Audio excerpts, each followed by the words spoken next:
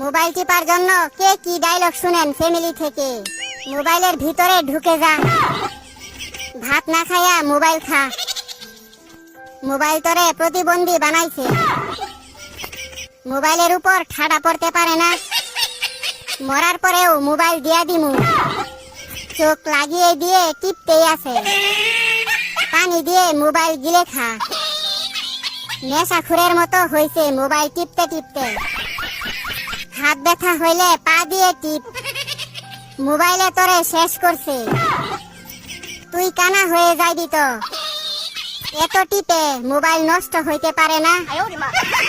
রিজাল্টের পর বুঝামু মজা, অন্ধ হইতে বেশি দেরি নাই। সারাদিন মোবাইলের মধ্যে কি দেখো? আমি বলুম না, আমার শরম করে।